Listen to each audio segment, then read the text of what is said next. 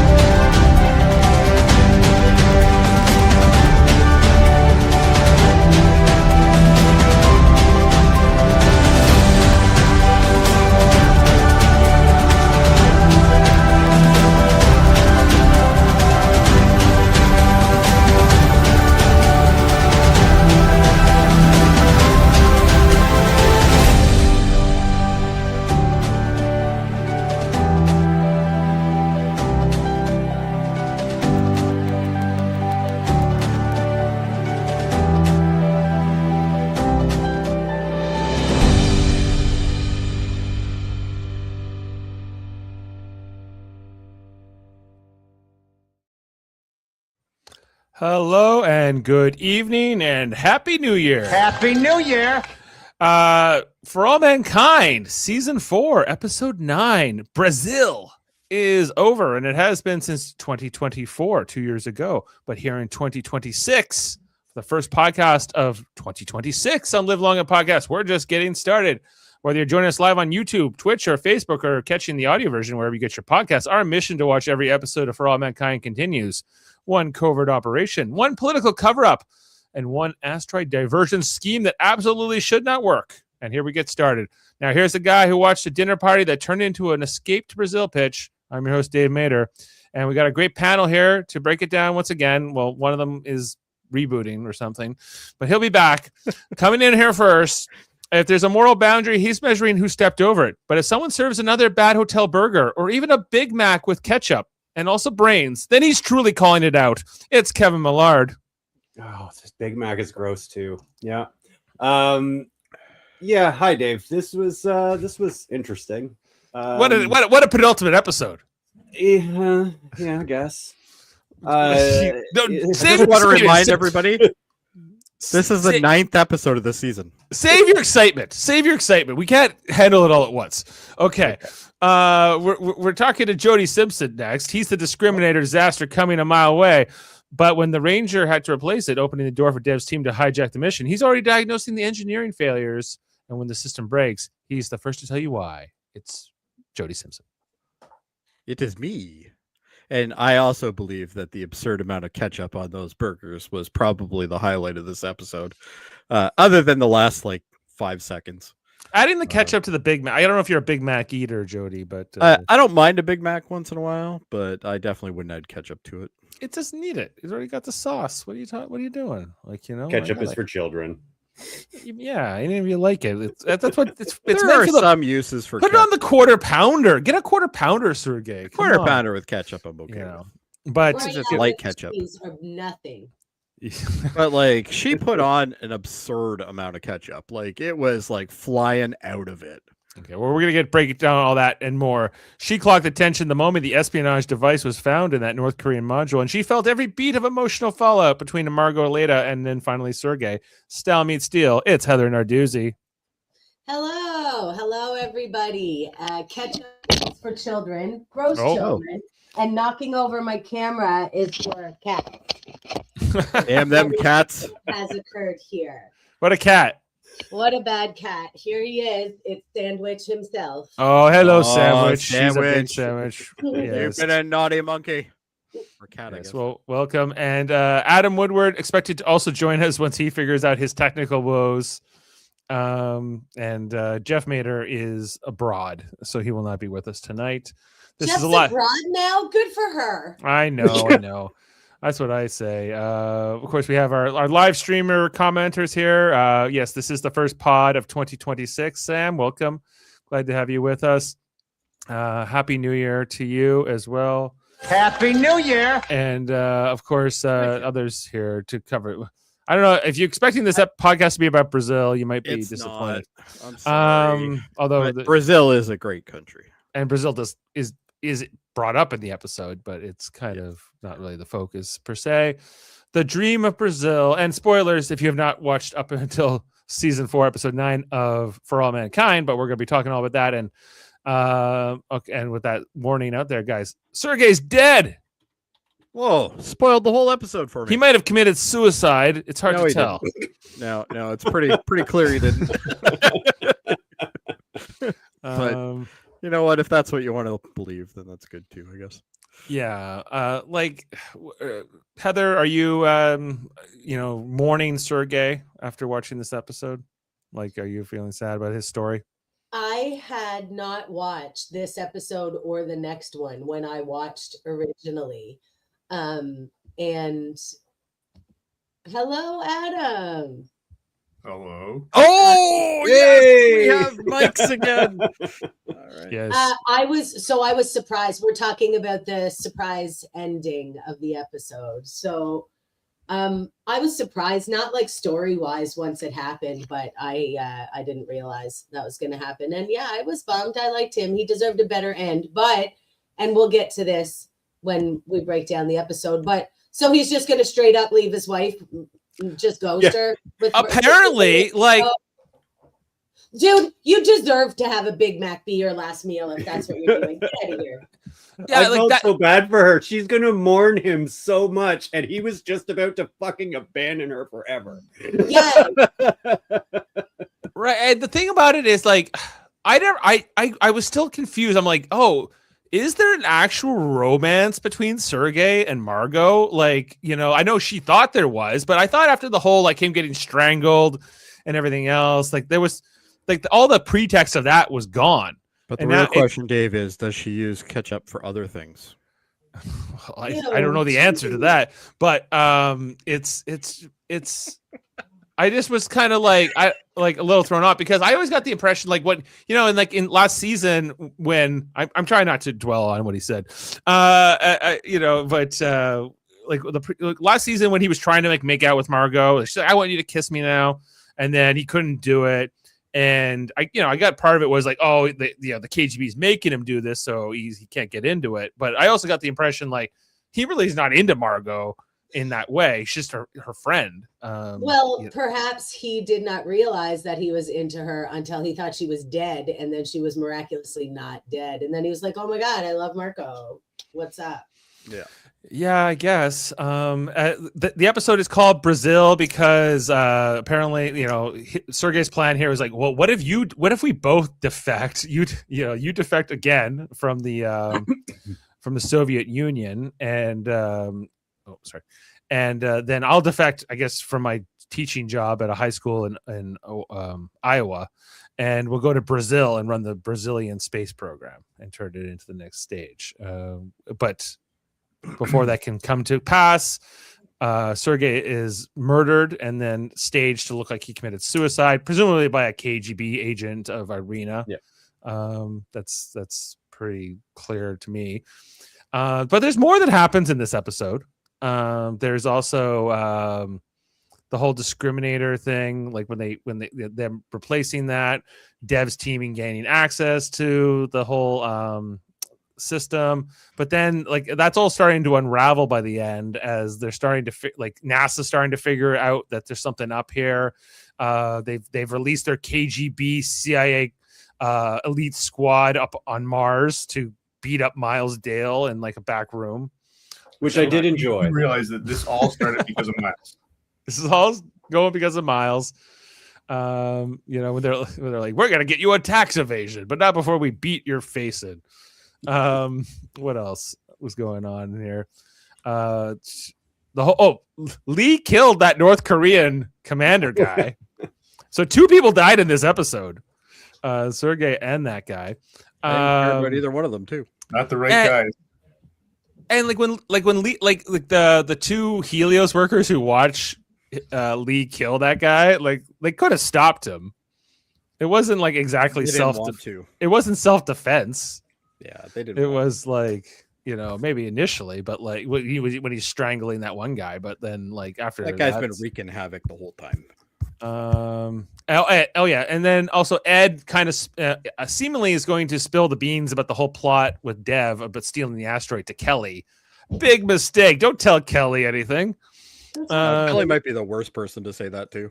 Yeah, but we don't actually see the outcome of that. And I think those are all the big beats in the episode, unless I'm missing anything. Well, Adam, did you enjoy the episode? Yeah, it was one of the better ones lately. Yes, Yeah. I did. I was satisfied with this episode. It still ran a little really long, a little bit short, but sort of slow. But I was happy with some outcomes. Like, what are you grinning at there, Jody? Hell yeah, you shaved everything. Well, yes, I did shave. I'm lazy. That's why it only happens once in a while. But yeah, no, like this is I think it was Kevin that actually mentioned it was like 47 minutes or something like that. This episode. Other than an Android. We've had a couple of good 47-minute episodes, which is great. A short one, yeah, compared to the other ones. It was a shorter one, yeah. Like it's, I guess this finale, which I forget, but like needs to deliver because it's all been set up for this. To deliver. I'm just surprised this is the second last episode of the season, and this is what we're getting. I guess the whole shock here at the end with Sergei, I guess is that part's good. Yeah. And Lee killing that North Korean guy was kind of shocking.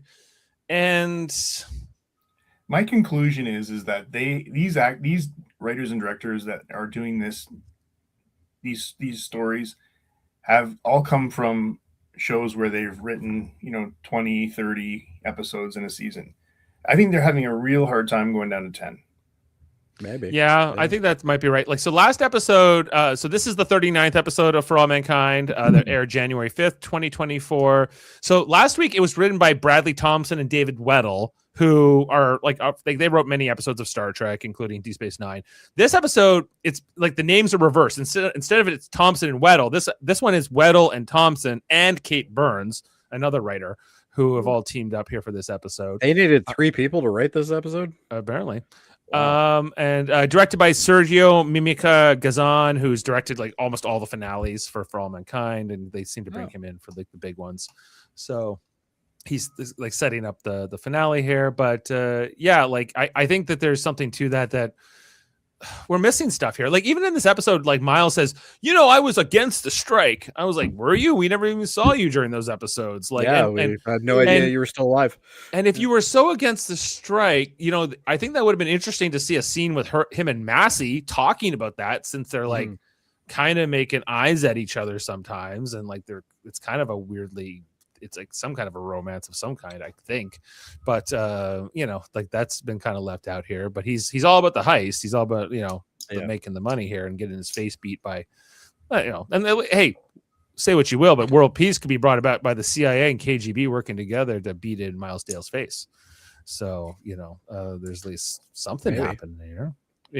Friendship. So that's those are all the big beats. We can jump in if there's no other thoughts. And I got nothing else to do for the next 20 minutes. All right, let's talk all about it. At Happy Valley is the first image here. We are seeing the lifts and the operations, but then we are brought down below level 3. What's happening down below in the secret under construction areas? Where only the most brave go. And we see that Ed and Dev and the other Helios workers who are working on this heist are planning to try to get their version of the Discriminator on the Ranger spaceship. Because nothing makes you work faster than Ed pacing behind you. By the way, yeah, that's really he's really helpful that way. He's a great micromanager, and he really great with kids. He gets the most out of his people too. So anyway, like they keep trying to authenticate. They're hoping that has Massey done it, because apparently Massey's been up there for a while. Like, did they say? I think in the dialogue they might say they said a month. This is like a month later. Yeah. Like, so you know, things are not moving very fast. This but, right here annoyed me right off the bat. They don't. Opscom doesn't have logs that show that there's been failed attempts at pinging them, trying to take over the ship.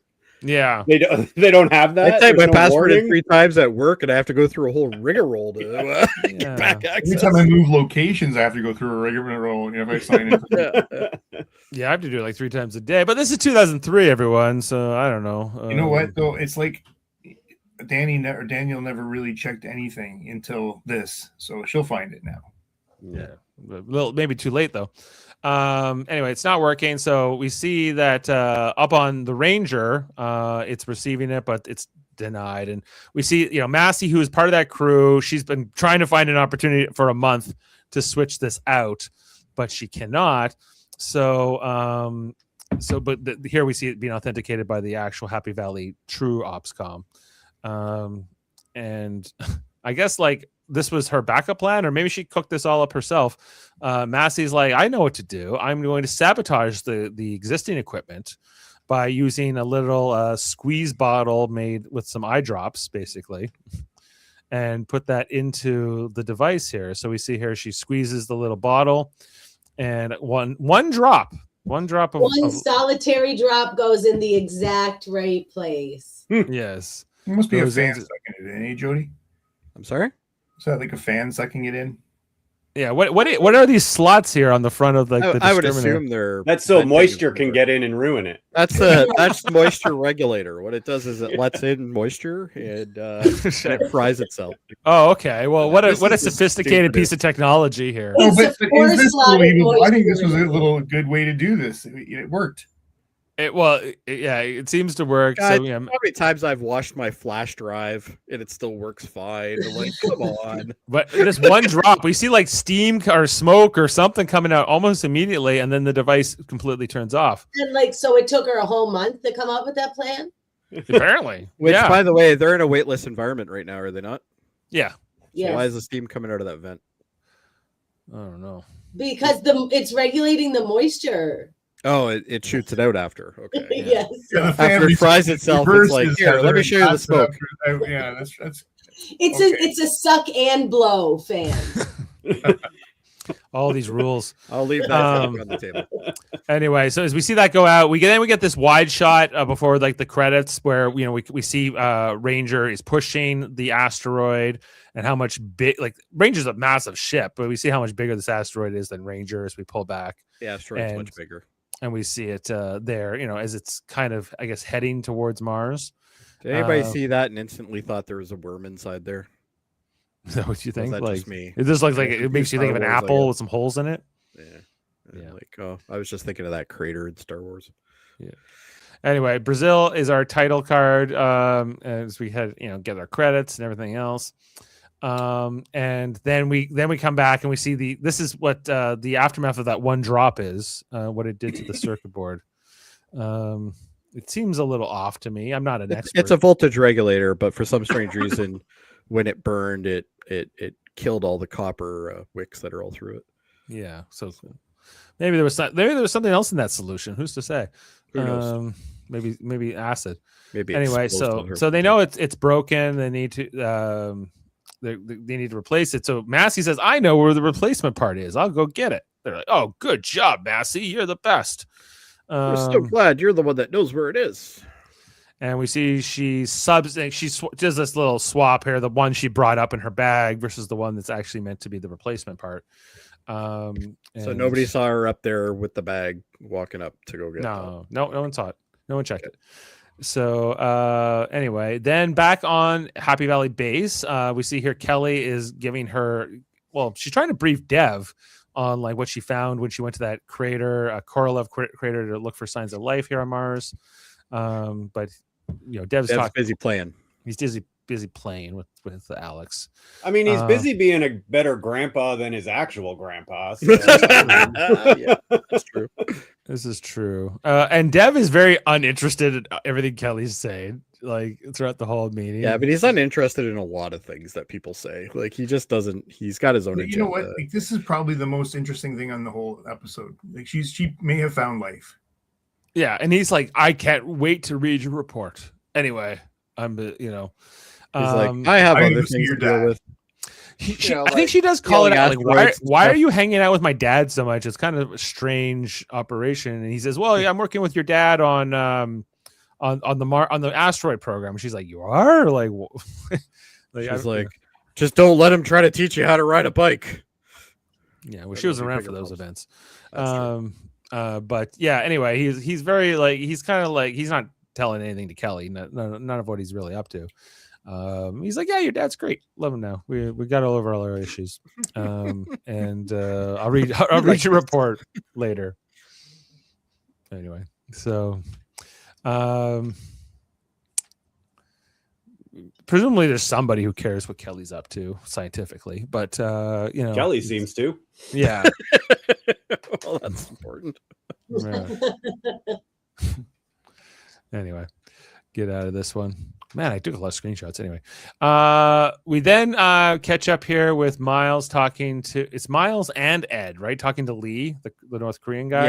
Yeah, they're both. About what they need next and how they need to use their North Korean surveillance technology in order to kind of see what's going on with the discriminator and kind of put the next stages of their plan in place.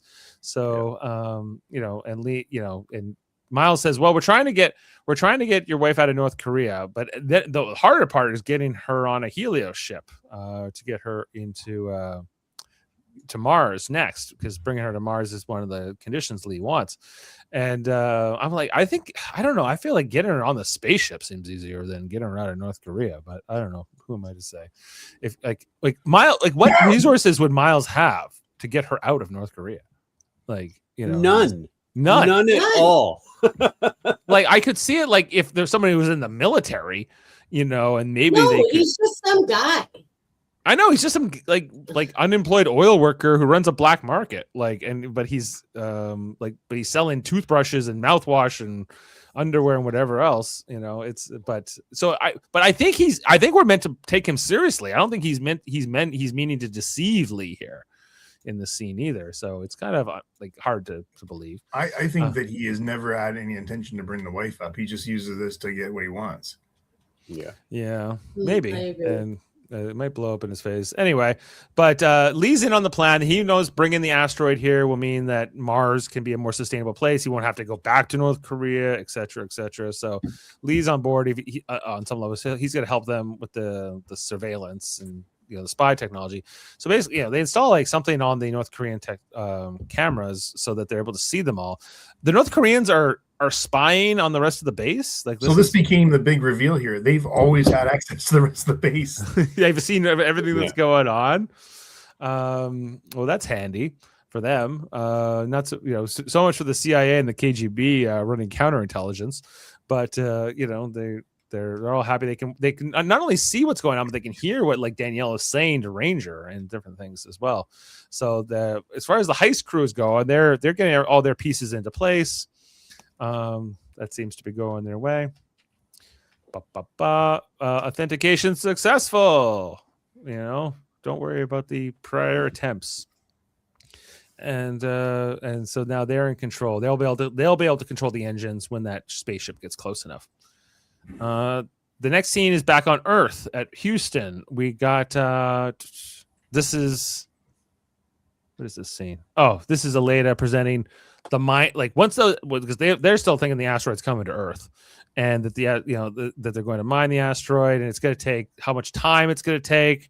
Because Aleda's briefing Eli and NASA about all this, and even Margo being present, and it's going to take a couple years maybe to start getting the mining operation going after a $1 trillion investment. So Eli's, I think Al Gore might try to fire me again. Was always his answer. Al Gore, a tough customer. You got to watch out. So anyway, after this meeting breaks, then we get kind of more conversations here between Aleda and Margo. They're secret, conversations where they're passing notes to one another. Very subtle. The KGB will never see this. And but Aleda's had enough of it. She's like, I'm tired of passing notes. We need to speed this up and try to do something sooner than later. Come to my This house is tonight. a trope that drives me crazy in TV and movies when people are like, I need to speak with you, and then step 4 feet away from other people and have a private conversation. But we can hear you. I can touch you from here. They got to get that cone of silence from Yes. From Get Smart. Yeah. Yeah, exactly. But they want to, Aleda's like, just come to my house. I'll invite Sergei to meet at the house and we can all talk at once, right? And which Margo thinks is risky, but she's not going to have a big argument here with Aleda about it, so she's going to go along with it. And also, I think she's really excited that Aleda is allowing her into her home and her personal life. Yes, because last episode she was like, "You never asked me about my kids," and now that and we'll see when she goes to the house later in the episode, she's giving them Tootsie Rolls. She's she's reestablishing, I guess, whatever relationship she might have had in the past, with at least with the older son. Anyway, back at Happy Valley? Yeah, back at Happy Valley, where the North Korean commander guy, he's watching his surveillance tapes, but then he starts seeing the static, which is because Lee installed this surveillance thing. So what is wrong with the screen? I've never seen static like this before. And then Lee's present here, and Lee tried to be like, I don't know what's happening. He's trying to be all inconspicuous. Oh yeah, what's going on? The surveillance monitors are malfunctioning. Of course it's malfunctioning. Look at this mess back here. Let us resolve the issue. Da, da, da. And then he finds the device. What is this? What is this? It's those Americans and those Russians, maybe. And so Lee, or I don't know the name of the North Korean commander, but the guy, North Korean commander, Joe, he brings the device directly to Danielle, calling out this American espionage. The espionage of the espionage. The espionage of the espionage. We demand an explanation. And she's like, well, what do you mean? What's it tied into? And then she wants to know what screen, but she doesn't want to reveal. And she's like, oh, this is you're being spied on with the stuff you used to spy on us. Is that what's happening? Yeah. So now, in contrast, this is a trope I love when somebody's translating but not saying the right thing. Yeah. And then he's like, Lee, she's like, oh, she's very sorry. She's gonna get to the bottom of this right for you right away. So he's definitely playing this guy. She wants to send her people into the North Korean module to search it. No, we'll never allow that. But like the only one we allow in is Miles Dale, who Danielle doesn't know, which I thought was interesting. Like she doesn't, I guess not by name. She's passed. We've seen her pass him in the hall and different things. But like so she knows that like this the device is here. It's got the NASA serial number on it. I think they probably should have pulled off the serial number off of this. You think? Yeah, that would have been smart. Anyway. Well, it looks like they tried, didn't they? No, I don't. Oh no, that's just the antenna. Yeah. She's stalling. So anyway, tell her to rest. Tell it. Yeah, this is what he meant is Miles Dale. He's the only one allowed into our module. So, so she puts her people on this. Figure out where this came from and what it's doing here. And this is maybe my favorite subtitle here. She is a useless tool of the decadent capitalist system. That was maybe my favorite part of it. And I will investigate this myself, says the North Korean commander. So Lee just rolls his eyes as soon as that guy leaves. And then they have a little kind of personal chat because we're reminded that Lee and Danielle are friends. Anyway. So then after that, because Lee mentions his wife, missing his wife. So Danielle then leaves like this voicemail for her. She's like, "Oh, I have a kid." Or this well, it's her stepson, but like she's talking to her stepson who's been gone married, but she missed all that. He's going to apparently be a dad soon, so she's excited to be a grandmother, but she's really missing home, I think, and was wishing. Oh yes, there's the ultrasound.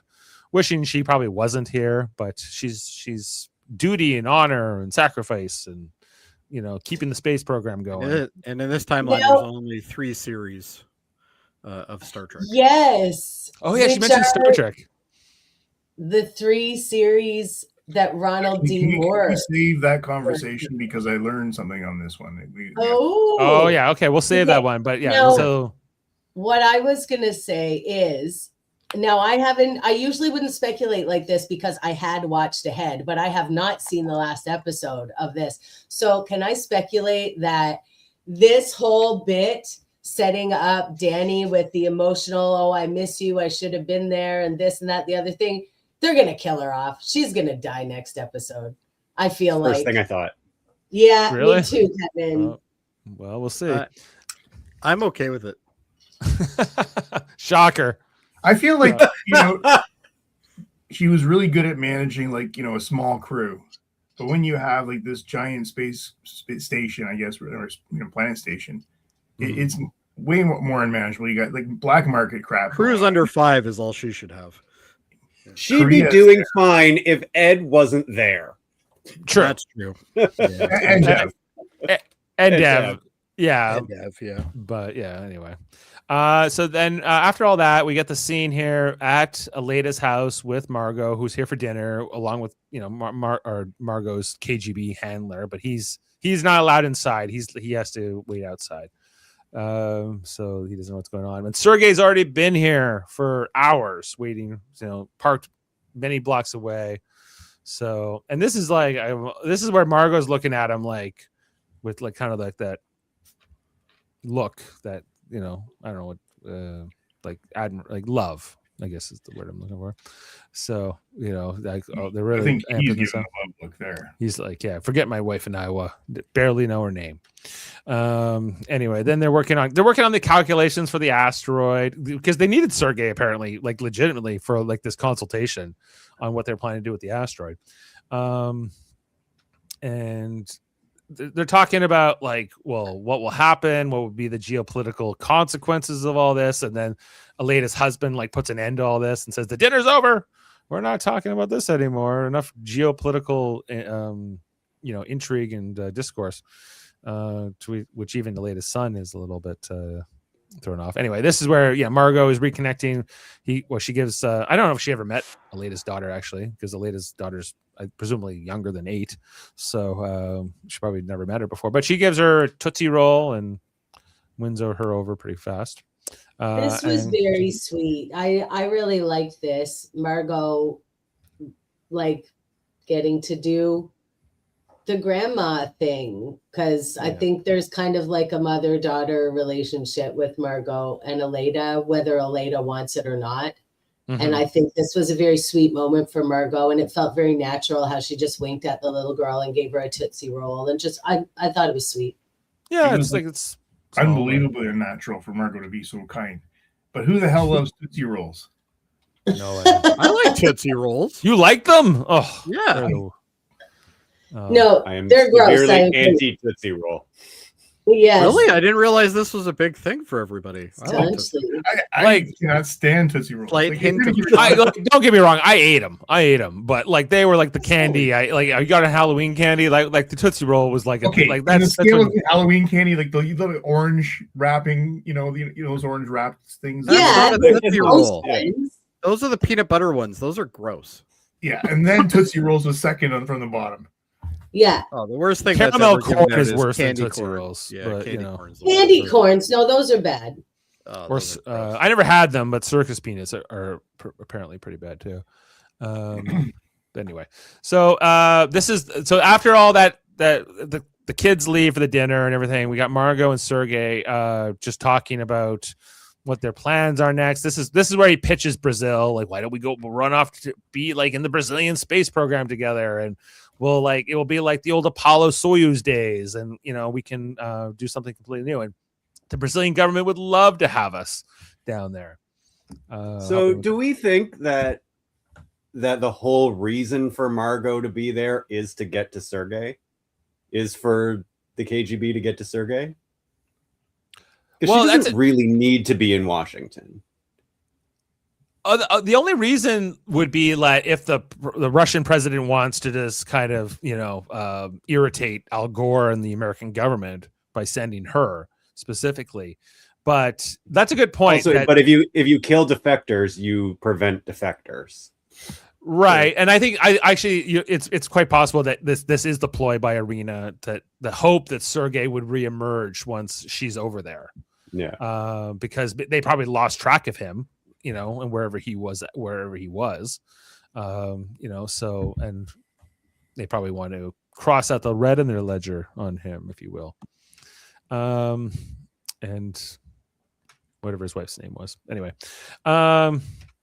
So there, she seems to be down with this plan. She's coming along, and we'll come back to that. And then we have Eli receives a voice or a video message here from Danielle, who says, we looked up this spy device the North Koreans brought us. It came in on like a shipment. It says it was shipped, but it never was. Like, there's it's looking very bad here. She's leaving this message here for Eli. She's like, there's something very suspicious happening.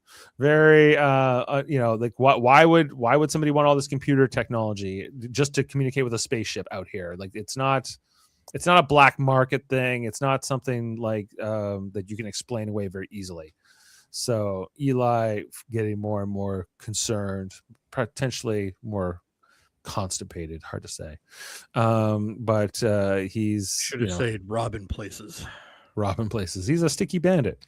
So he calls up Tyler. Get Tyler up here, and we'll come back to that. Then the North Korean guy, he's looking at the video feeds, and as he's looking at the video feeds back at Happy Valley, eating his shrimp flavored puff things or whatever it was. Those things are good, by the way. Yeah.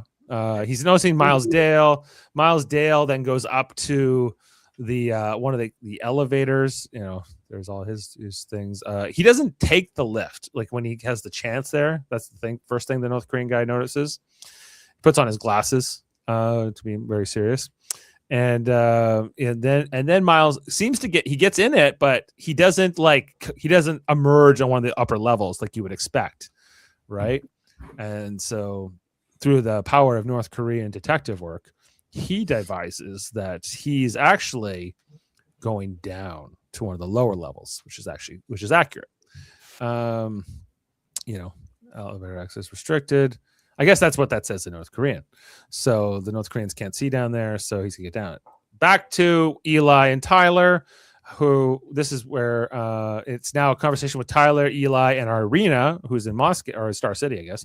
And this is where they basically decide, let's activate our CIA and KGB assets on Happy Valley and find out what's happening here and get to the bottom of whoever that set up. That's not the only thing she decided to do. What was the other thing? Order the hit on Sergei. Oh yeah.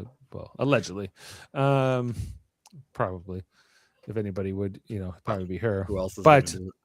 Anyway, so we have a KGB man up there. You have a CIA man. Let's put them to work.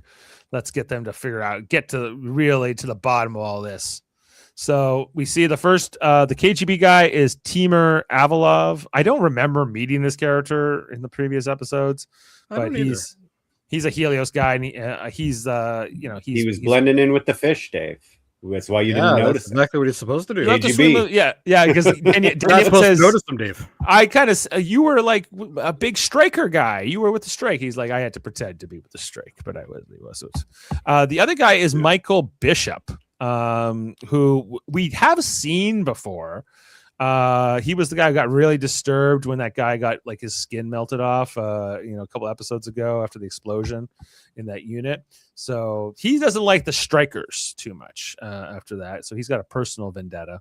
Plus he's a KGB or CIA asset, which Danielle says she's a little surprised by that she didn't see this coming with him. But I guess that's part of what, makes them good spies. And that they're talking about, well, Miles Dale was mentioned by the North Korean guy at one point, and the KGB guys, oh, I know him, he runs the black market here, like, maybe we should interview him. Like, okay, start with him and figure out what's going on. So international cooperation is a beautiful thing when it's spy agencies and cloak and dagger tactics. This guy reminds me of somebody, and I don't know why. He does look familiar. I don't know why either. I feel like I've seen him in something else. Yeah, anyway, so then Kelly goes to Ed's room on the base looking for her dad. Finds the pictures of Shane here. He's probably looking for weed. The weed. Picture. Does he have any pictures of her though? I don't see like he has a couple pictures of her and Alex, but I don't see any like her when she was a kid or anything. Anyway, They would have had to pay another actress. But then Ed comes in and he's like, "What are you doing in my room?" And Kelly wants answers. Like, why you're not telling me the truth? You're hiding things from me. Like, what's up, right? I did like that conversation though, because he had a tear coming down him. Yeah, well, like it's intercutting with other stuff here. So this is the first part of the conversation. Then we pop over to the North Korean guy, who then decides he's going down to level 4, figure out what's down there. He finds something here, like in the elevator itself. Like that the panel's along the panel. Yeah. There's another panel behind the panel. Is that what it is?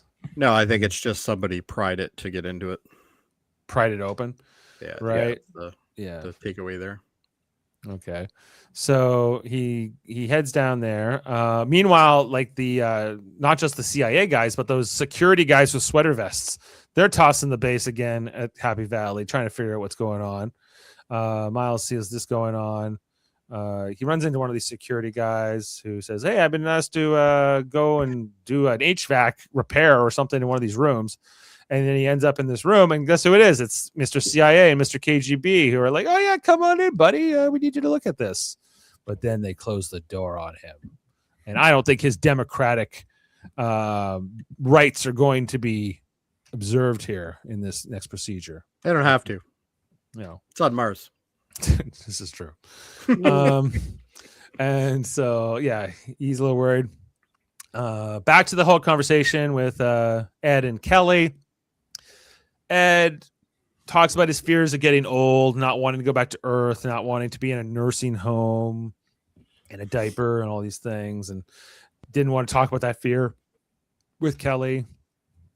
But they kind of have a nice conversation here, like where she understands him a bit more and why he's does what he does. But then, by the end of this, she wants answers from Ed. She's like, "Now tell me what you're actually up to." He's like, "Oh, but did you have to ask me that? We were having such a nice moment. I was just sitting around smoking weed." You're right. That was the exact look on his face too. Like, yeah. Thought we were done. Yeah. No, I didn't think this conversation was about that. But anyway, he's like, "Shit." Yeah. And I just said I would never lie to her again. Exactly. I said I'll never lie to you again. Then what the hell's going on with you, Dev? Oh well, never mind. I won't lie again, except for that. Yeah. We go back to Miles getting interrogated by this KGB CIA alliance here, showing the requisition of all the computer equipment that was it's being used for the heist. And Miles, he's no snitch. He's going to he's not going to give up his compatriots here when he has a chance to be a billionaire, as Dev has promised him. So he's not cracking under the pressure here, under the lights, and is this where they start? Things go wrong when he starts describing him, his friend, with the plastic melting into his skin. And yeah, oh yeah, he says, "Yeah, were you part of the strike?" And my friend got his skin melted off. He's like, "I had nothing to do with all that," which is true. But then the Russian guy just punches him, and then the CIA Russians do. It's on after that, right? And he's like, "Oh my god, that really hurt. I wasn't expecting that. You hit me." And the CIA guy's like, "Yeah, how does this one feel?" Yeah, and then he does it too. Yeah, he's no better. What's an American one? And they tie him to a chair. And we'll catch up with him next episode. I'm pretty sure he's going to end up having jumper cables in a very awkward place later. Yeah, perhaps. They'll be getting that Casino Royale treatment with like the chair. With the chair with no bottom. Yeah. Oh, that still rubs me the wrong way. But it's only one. It's only like 1/3 the gravity, so it's not going to hurt quite as much. Maybe. Anyway, I don't know. So, less resistance. Meanwhile, the North Korean guy is he's trying to find what's down here on level 4, which is still mostly under construction and not finished yet. But then he hears like a couple of the Helios people who are part of the heist talking. He finds their little room here. You know, and I was Can't waiting remember- for John McClane to come out. does Lee hits him with like a pipe or something, right? The flashlight. Yeah, he hits him with a flashlight or something. He hits him with a flashlight, but it doesn't like knock him out at all. And then Lee attacks. Or they get into a fight, but then the North Korean guy attacks the Helios guy. Like this, I forget this guy's name. Well, the Helios guy comes over to rip them apart, right. and when right. he rips them apart, he starts attacking him instead. Yeah, and then all of a sudden Lee gets the Yeah, Lee North grabs Korean him guy, and the starts North Korean dragging him. commander, like he gets him in like into some kind of a sleeper hold here or a chokehold. You know what And- pisses me off the most about TV, Dave? That everybody dies by strangulation in less than 30 seconds. That's not reality. well, they want the episode to be shorter, so this I is what we guess. get. But yeah, like, and so like the Helios people just kind of watch Lee suck the life out of this guy. His own commander, by the way. His own commander, who, you know, we established he wasn't a nice guy, and he was a devout like North Korean dude, but like I don't know. This Yeah, seemed but a little he's seemed a little working for himself. unnecessary, if you ask me. Lee's working for himself now. He's fine. Anyway, like this was I would say a murder. Well, it was a murder. So not even a manslaughter. Anyway, but and then like those guys are just like, huh? Well, what now? Like, you know, I don't think They're they like, had this is signed some crazy North Korean shit. We are This- out of here. It's out of We are here. outie. They're in kind of deep though now. So like okay, like so what? Like you're gonna hide his body until what? You steal an asteroid, and then like because you stole an asteroid, it doesn't matter that you killed him. Like it's still gonna matter. They're just gonna throw him outside, okay. and then nobody will see him. And then when they were like, "What happened to your commander?" They're just gonna be like, "I don't know." I don't know. Like, I don't know. He got lost, I guess. Yeah, he went for swimming with the fishes, or the whatever life Kelly's looking for. Anyway, so then the final scene here is we got Sergei at his motel. He's bringing back his McDonald's to his motel room. We got. I do like how they use the old like baggage designs and stuff, though. I thought that was. Oh yeah, it was like era specific McDonald's bag. They didn't use the styrofoam ones, but Yeah. they wouldn't have at this point anyway. No, it's 2003. Yeah, and we also said Margo got a CD from because Duke Sergei Ellington. always gave records to Margo back in the day. It was, now they're giving CDs. This is Duke Ellington, another pianist, I would imagine, a jazz pianist, which she puts on, and she's getting, she's excited. She's all happy for her plans in Brazil. Meanwhile, we got Sergei bringing his McDonald's back here to his room, and he's getting ready to have his food. She's got a burger and fries. Sergei is staying at a motel, right? Yeah. And if you notice, it's got like glass tops on it and stuff like that. I'm like, there is no way this is a motel. Like it's. I've been in some hotels and there's nothing like this. It's a Motel These aren't 8. fancy. Yeah. So there's kind of like this cutting back and forth. Yeah, like you can see, I love like that though. That looks so the good. era specific Big Mac bat and fries for that matter. Anyway, When he it- takes. What can we show Margot's table? Right, that's fine. See, the flowers that are in the glass are black-eyed Susans, and they symbolize justice. Ah, Interesting. Ooh. maybe Adam will have something about that. And she pours it into before I really cut down on my sugar consumption, I used to put an excessive amount of ketchup on my burger too. So but I never put ketchup on a Big Mac. It's not necessary. So Anyway. I'm gonna tell you right now, Candace has. I've seen her do it, and I thought it was gross. Fun Well- fact, I have never eaten a hamburger in my life. Not a Big Mac, not a hamburger, nothing. Really? Do you not eat? That's not a beef, fun or- fact. That's a sad fact. No, it's a wonderful, happy fact. Why do you not eat burgers? Gross. Ew. But Are you'll you eat like vegetarian? No. Oh, okay. this is a You very just don't I'm like a ground complex ground woman. meat then. You are. Well, we'll have to interview you later about that. But Okay, Anyway. so first of all, I put ketchup on my Big Mac, Jody, just so you know. Do you? It's gross. Don't do that. It's like, but he's doing it. Anyway. Margo is really enjoying this. Movie. She is like forget it. She doesn't need a man in her life. She just needs a Big Mac or. I will say I have had that. Well, good thing because the man in her life is about to not be there. Yeah, exactly. Never quite worked out. They're gonna create their own ketchup with him. She's already reading up on the Brazil and all this back in her motel or her hotel room. And then once you skip one country, what's the hell? Wait, skip another one. You know? Skip on another one. Yeah, why not? Like only the two world biggest superpowers. They'll never get to you. It's not like somebody can be abducted from South America. It would be pretty hard to imagine. No, right? I can imagine. I'm also glad that the Big Mac that they use looks like the Big Mac that I would get, which is the messy ass Big Mac with like pickles only on one side of it, and like, no equal distribution of. Does he even have a bite before he gets? He doesn't even get a bite. He doesn't even get to have a bite. To take the bite, and that's when he gets. He's about to take the bite, but then as he's with this warning, graphic ahead. Truly cruel part. And like if you want to stage this as a suicide, so I got myself a Big Mac and I was about to take a bite, but then I blew my head off. Whack myself instead. No, you would you would eat the Big Mac first. No, what he did was I wanted a quarter pounder, not a Big Mac. He looked down and he went, "Oh my God, what have I turned into? I put ketchup on a Big Mac." He was so distraught that they screwed up his order that he had to end it all right there. Oh, what a shot! Oh my God. It might be ketchup. We don't know. So it's it's not Margo's room. Ketchup and brain matter, baby. Anyway, so Sergei takes one in the temple here.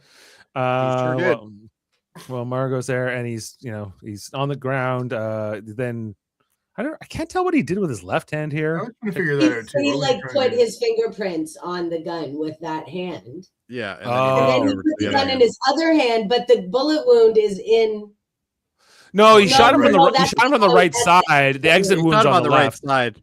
It might even be he was trying to put it in the left side and then realized it was the wrong side, so he had to put it in the other side. Maybe, yeah. Anyway, but Sergei has been killed and staged to look like it wasn't. That is the most beautiful motel room I've ever seen. Yeah, well, it was until his brains ended up all over the. It's still better than most of the ones I've stayed in. It really is. With the body in it, it's still better. It's spacious. I'll give it that. Anyway, so that is pretty much our last shot here with Sergei dead on the floor of his very nice motel room. I have to admit, this was the one thing in the whole episode that actually surprised me. I was like, "Oh wow, they just did that." Yeah, they just killed off Sergei. Yeah. I was kind of happy though. I don't want to go season 5 to Brazil and watch them. Like it's true. Yeah, I'm with you there. Like I didn't want him to die, but I really didn't want that story. No. I don't want any story with Margo now. Honestly. Well, I guess this idea of can Margo truly be happy? The answer is no. Seems to be the writer's answer. She doesn't deserve happiness. She looked pretty happy while she was eating that burger, though. Mm-hmm. She did, yeah. She was like, "I'm going to Brazil." Sometimes it's the little things, Heather. Yeah. Well, it's the little things that make the big things important. And what little things I like, I promised this man 8 to 10 minutes tonight for fun facts, and he is up. I need that many minutes. You promised me.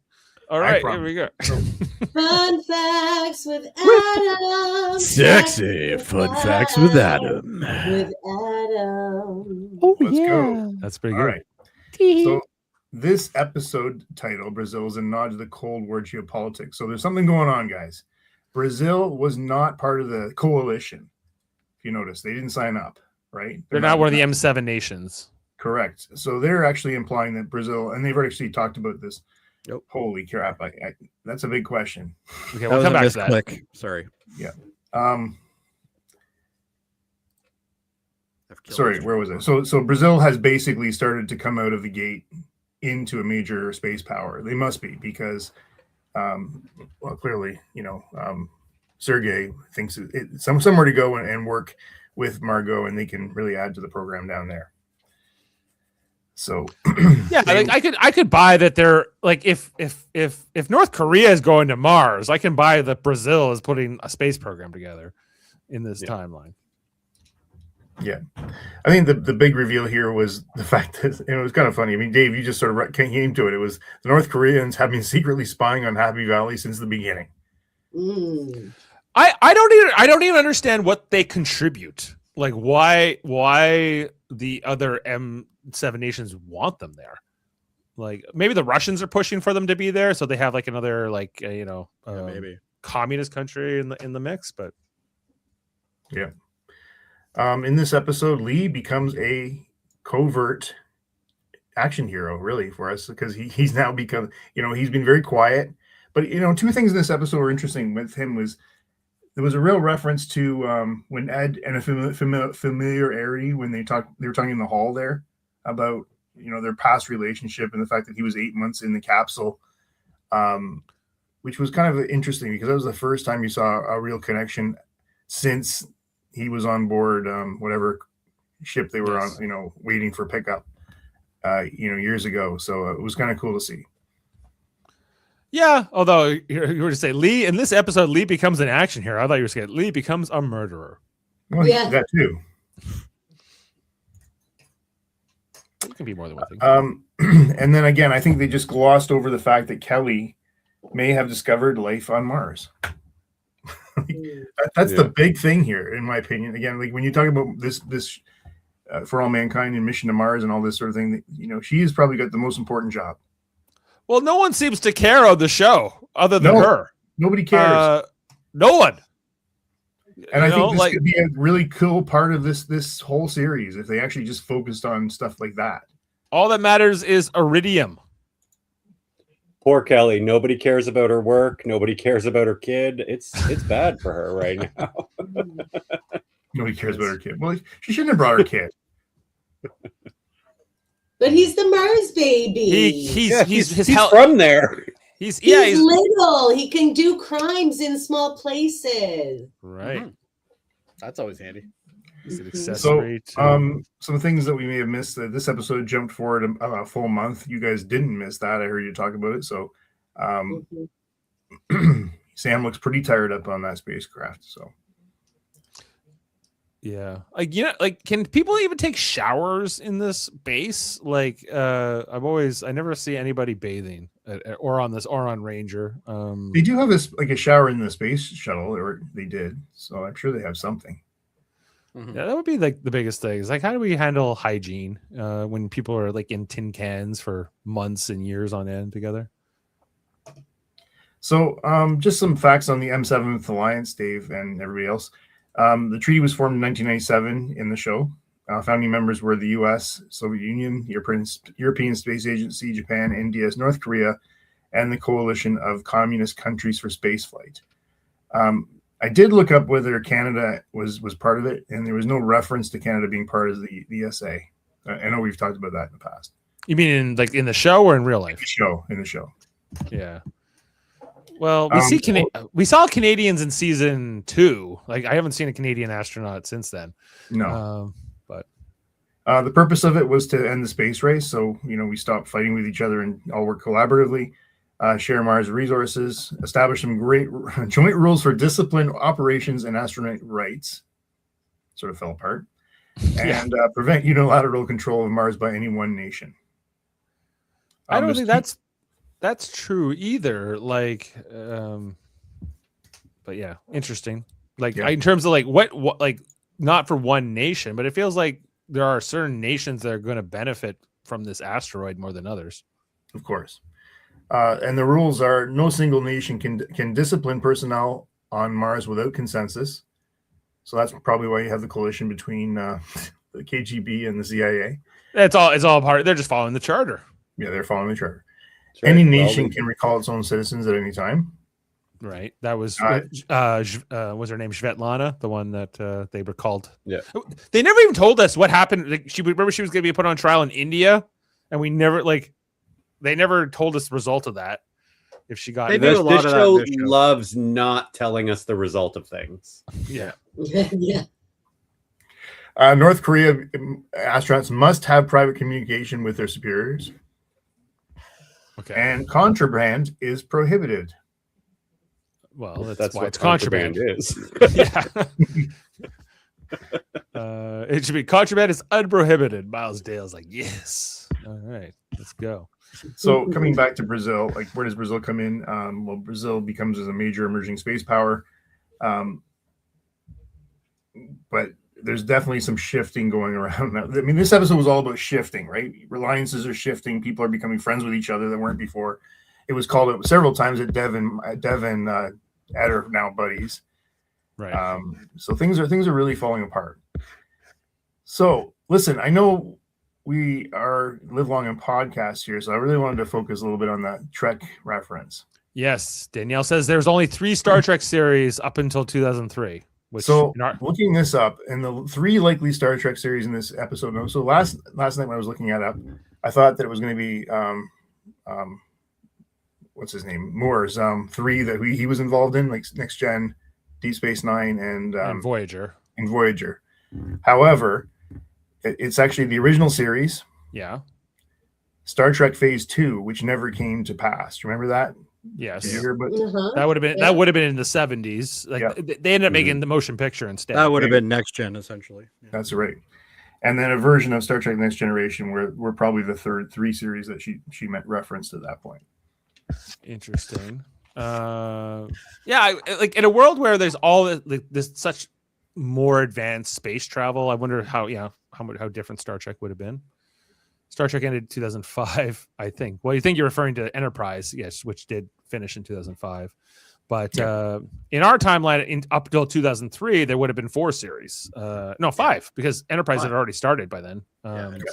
So Phase 2, it was actually canceled because it was replaced by the motion picture, as you guys just called out. For All Mankind, Phase 2 actually gets made during the mid-70s, and it ran for years and became a major cultural hit. This is probably the biggest divergence in the Trek timeline. And then finally, the third one was Next Generation. It exists, but it's not the same generation we know. It would have been shaped by a world where humanity had landed on Mars in 1995. Space exploration is more advanced, and a public is more interested in real spaceflight rather than fictional spaceflight. So it's not Picard necessarily or any of that. It's like a different Next Generation. Yeah. And Ronald D. Moore explicitly states that in this timeline, the first movie is Wrath of Khan. The first movie. Well, that's a better as timeline. it should be. And I would have rather We can all safely forget about Viger. I would have much rather got Star Trek Phase 2 than the motion picture. I think we all would have. Mainly for the number one reason, the uniforms, because the uniforms in the motion picture were awful, but the original concept uniforms for Phase 2 were basically like the original series, but just a little bit of an update. That would and Majel would have been number 1 then, right? Majel Barrett Roddenberry would have played number 1 in phase 2. We don't know in this timeline. In theory, yes. I know the only thing I really know about Phase 2 is like Leonard Nimoy wasn't going to come back for it, so there was going to be like a new first officer, but I don't know what the exact plan was there. Maybe it was supposed to be Majel. Okay, cool. That would have been all right.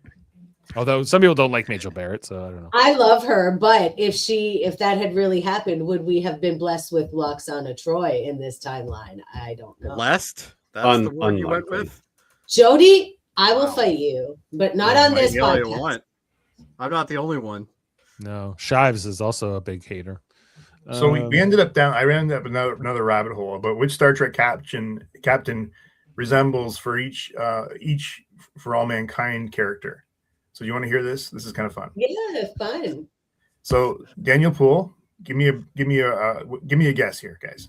Like what? Oh, I would say Janeway. What captain? Janeway? What captain? Captain Jean-Luc Picard. She's meant to be like Jean-Luc Picard? Most paired with her in characteristics. So calm, principled leadership. Pardon? Let me tell you why.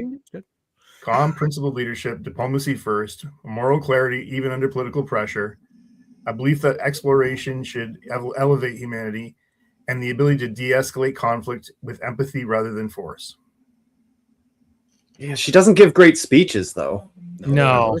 She's not doing Shakespeare. Actually, I thought last night's speech was pretty good. Heather, do you think? I think we were chatting last night about that episode. So you said that Daniel Poole's discussion with at the end there was pretty good. Like The one where she's talking to her stepson. I think maybe it was another week, but anyway, I can't remember. But the fact is, I think that's kind of right. So let's go on to Ed Baldwin. There's only one guess here. Kirk. Cisco. Cisco, Kevin. Yeah. That explains his Ed tendency Baldwin to wanna would kill poison people. a planet. A soldier Yes. first, explorer second, willing to Yeah. bend the rules for whatever he believes is the greater good, deeply loyal to his crew, carries trauma and lets it shape his command style, and oftenly forced into morally gray decisions. Okay, however, that one I can definitely see more. Okay. And do you have a third one? Margo Madison. She's like more like an admiral.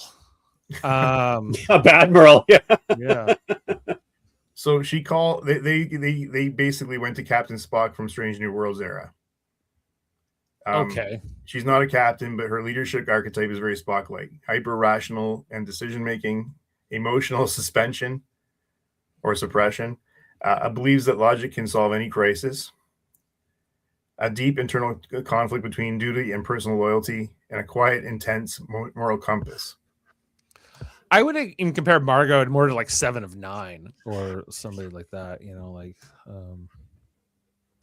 Okay, Ellen Wilson. Kirk. Janeway. That's She's a probably woman. She's queer, and she's doing it on her own. Fairly principled, willing to make hard decisions, carries the weight of command personally, balances compassion with steel, and deeply committed to the idea of a better future. Janeway had a husband. She had a boyfriend with a Well, a dog. boyfriend, yeah. He wasn't a husband. Yeah, people can have husbands and still be queer. True. We watched it for like. We watched it for several seasons. Yeah. Yeah. Okay, Miles Dale. Now, he's not a captain, but the match is Quark. awesome. Pardon? I would compare him to Quark, Morn. O'Brien. O'Brien, Jody got it. Yeah, he said. I think like the whole common He man. needs to suffer more, though. Yeah, he needs to suffer a lot more. They need to punch him a few more times. Well, he might by the next week he might be there. You know, so the working class heart of the operation, the guy who keeps everything running, underestimated but essential, morally grounded. I don't think that's true, and constantly caught between fractions. What has led us to believe he's And- morally grounded? I don't know. I And don't he agree with fits that. right into organized crime, no problem. Yeah. And then Yeah. Lee Jung. Lee? Lulu. I'm being Um, stereotypical. But, No, Okay. I would like. I'm guessing Janeway is the only one you haven't mentioned, so like maybe. Or No, Kirk. Janeway I mentioned. No, Margo That's was Jane Wilson. Oh, Kirk. Then. Wilson's Janeway. Oh, they also said that they went on about Ed Baldwin being having Kirk swagger, his impulsiveness, and the "I'll do it myself" energy kind of thing that Baldwin has as well. Yeah. Yeah. My instinct was more Kirk, but when you explained the Cisco parallels, I was like, yeah, that fits too. So Lee Jung Gil, Worf, bound by honor, shaped by a rigid cultural system, torn by loyalty and morality, capable of surprising looks way emotional more depth, useful. and And a warrior always ready to kill. Always ready to warrior kill, who yeah. ultimately chooses compassion but kills his boss. You know.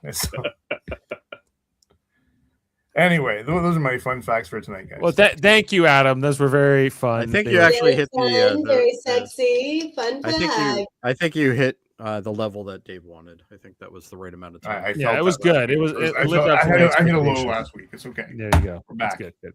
All right. Well, then let's get to our ratings for this episode and put our scores down, and we'll catch up with Jeff next week on this one. We only got one more after this. So, Jody, do you want to start us off for Brazil? No, I'm gonna wait. Okay. You go to Adam, would you like to have start to us say off for Brazil? 6. 6. Dave, what do you want to give it? I'll give it. It's a 7.3. Kevin. 7, I guess. It's better than last week for sure. Heather? 7. Jeff not here. Jody, back to you. I'm more with Adam. I think I'm a 6. All right. We're averaging 6.7. The IMDb score for this is 8.1. Why? What the hell is wrong with the world? I People don't wanted understand. this You know, to you get talk about some shot. great I Star got Trek it. episodes, and they rate them so low, and then they rate these high. Well, it's there's just only like tomorrow. There's only 1,200 people who voted for it. Yeah. Anyway, so we're averaging 6.7. Certainly not the best episode of the season. The season overall is averaging 6.7, so it looks like it's going to be our lowest rated season. I sure hope so. Even if we all give 10s next week on the finale, I don't see this going up. No, we won't. No, mathematically can't happen. Oh, I'm now currently the lowest for season 4. Nice. You are. You're also the lowest overall. Oh. No, well, yes, he is. Yeah. Well, Kevin. one decimal point. The No, highest rated for the season is me, and then Heather. so there you go. At least we're consistent. We're All rays of sunshine amidst these negative Nancy's. Dave. Exactly. Hey, was I the lowest in season 3 though? Go back. You want that back? Season 3, you were the Yes, lowest. You were the lowest. that was his evil Adam era. Yeah, the 0 you gave We'll episode continue. 7 probably is a big reason. Oh for yeah, it. I forgot about the The zero. zero might have been Ice part of it, cold. Bring Hated it down. Bring it down. Bring it down. So yes, it's skewing your numbers quite a bit there, Adam. But hey. Terrible episode. But what's coming up, Dave? Well, the final episode of season 4, and I was really hoping we were going to time this so that we would get season 5 like right now, but it's definitely coming out this year. It's just a matter of what month. Apparently they shot it forever ago. So Rumor has it in it's these, gonna in these start crazy worlds of end like of letting you September. wait for 10 episodes, it's just bizarre. To like me. this show doesn't have a lot of special effects, so I can't imagine it takes like 2.5 years to do it. But anyway, that's what's so a yeah, lot of CG though. the final episode is Perestroika, season 4, episode 10. Perestroika, yeah, it means restructuring. Restructuring. I'll take your word for Miles' face. it. I was gonna say maybe Margo next. Yeah. So look out for that. We're gonna close the book on season 4. There's all kinds of stuff happening right here in Star Trek world and for all our Live Long and podcast. Well, we'll continue on our series where we review Star Trek: The Next Generation episodes. We'll be on tomorrow night as we're talking about season 3, episode 16 of Star Trek: The Next Generation, titled "The Offspring." The episode where one of the most overrated episodes. oh my god! Well, Jody's not on the panel tomorrow. You're not going to be. I might show up anyway. No, we're good. We're good. I'm going to ban you if you come and talk shit. And make flags. I have the power now, Jody. Don't make me ban you. I might do it. Fine. He left you no choice. Anyway, so I'm on with Adam, Heather, and Chris Worldmind Murphy tomorrow night to talk about that. And then the week after, or next week, we're starting on Starfleet Academy, the premiere episode. Title not yet disclosed, but we will be talking about the first episode. I think Ashley is going to be on. And It'll be called and something others. stupid like Beginnings or something. Or probably like semester 1, or Headmistress. First Contact 101, maybe something like that. Who knows? It will be something Frat like that. week. Frat week, Frosh week. Here we go. Frosh week. So, For happy Klingon fraternities. yeah, so check out our coverage of Starfleet Academy next Thursday. That's better than what we were watching before. We'll see. That poster is better than the one you showed before. Oh yeah, this is the new poster they put out to deal with the outrage that this poster. I'm trying to be positive about this show, but that poster worries me. This one? It was Yes. horrendous. Horrendous. Well, it's something. Show me the other one. It looks like the new Kim Kardashian, Sarah Paulson, sexy lawyer show. Mhm. Did that get canceled yet? I don't know. Apparently, it's got abysmal ratings. No doubt. Whatever, whether it's good or bad, we're going to be talking about it.